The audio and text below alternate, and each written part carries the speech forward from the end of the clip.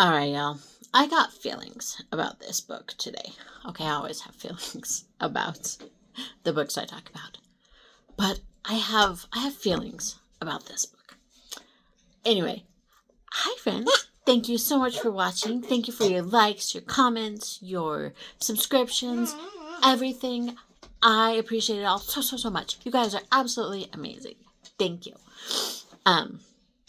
So I'm going to be talking about Falling for the Ghost of You by Nicole Christie. So this is a book about Violet, and she is, and at the start of the book, she has just come back from working with her friend in Hawaii for the summer at her grandma's bakery, and she goes to meet her boyfriend, and it turns out that he cheated on her, and so as she's leaving, very upset, she ends up making a fool of herself in front of a stranger. That she's sure she'll never, in front of an attractive stranger, who she's sure she'll never meet again. Well, in the meantime, her mom got engaged while she was away. Her dad left a while ago. But she... Beautiful! But her mom got engaged to someone she actually met at her doctor's office. They got stuck in an elevator together. And so she's going to meet him tonight. Meet him and his son tonight. Well, she shows up at the restaurant, and guess who the son is? You got it, the stranger. And so it's this book about Violet, and it's told from Violet's point of view, which honestly I'm not always a fan of. I don't mind it so much in this. I'll get into that more again in a second, though. My kiddo is over here doing her own video, and it's the cutest. The dresses are the leader. Give me a second. Okay. Hi, Dad. Anyway, so Yeah. it's how she. Okay. So it's told from her point of view, and it's just how she she meets the son, and eventually, so the mom and her fiance end up taking a honeymoon before they get married because after they get married, the fiance has a big merger or something coming up, so he needs to be back, and they don't have time to do the honeymoon after. So Violet's supposed to be staying with a friend, but the friend has an emergency, so she ends up staying with with her stepbrother, or future stepbrother, whatever. And so things happen, they get closer, but he's also hiding a secret from her. Will she find out the secret? You'll have to read it to find out. Alright, so this book was published in 2012.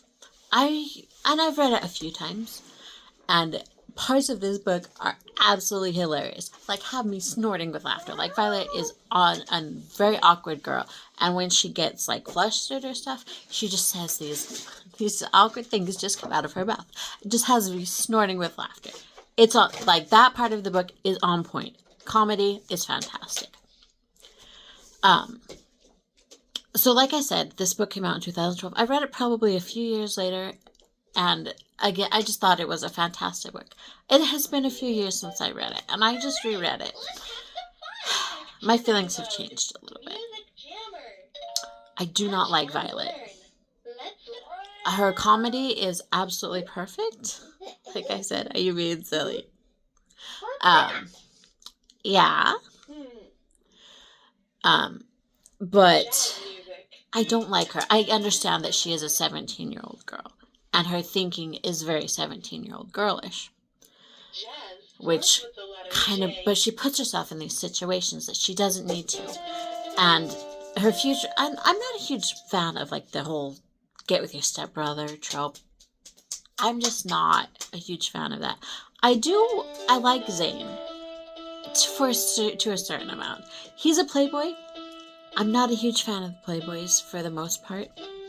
But I do like Zayn. But at the same time, he's about 3 years older than Violet. Violet is 17. I believe he's 20.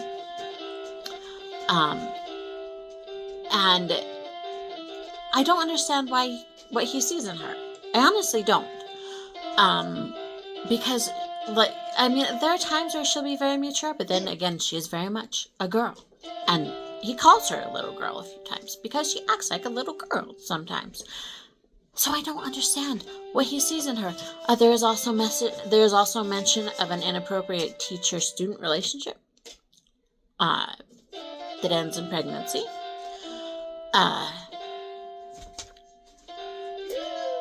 It's not a huge part of the book, but it is there. But yeah, I don't like Violet.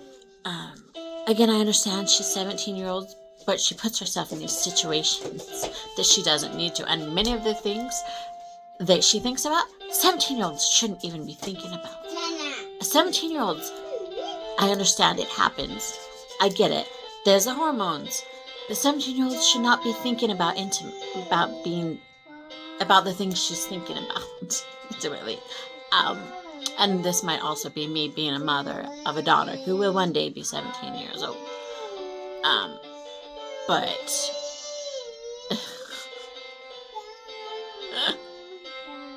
right now she's 3 and she's adorable over there playing music and singing. But I don't know, I feel like I don't feel the same as I've gotten older. I feel differently about this book. I don't like it as much as I used to. It is rated for ages 17 and up because of language and sexual situations, which I agree with. It's not explicit, but they are there.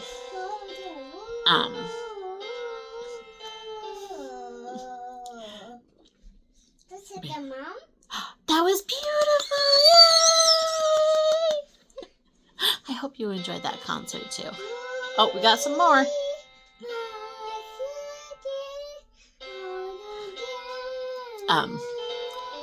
But yeah. So, y'all, if you guys have read it, let me know what you think too. I don't hate the book, but I don't enjoy it as much as I did do. I absolutely still love the comedy. Like, there's a few situations that just had me snorting with laughter. But altogether, I don't know if I would recommend it. Let me know if you guys have read it and what you think. Yeah. Anyway, I think that's all I've got for today. Hope you have a fantastic day, and we'll see you tomorrow. Bye.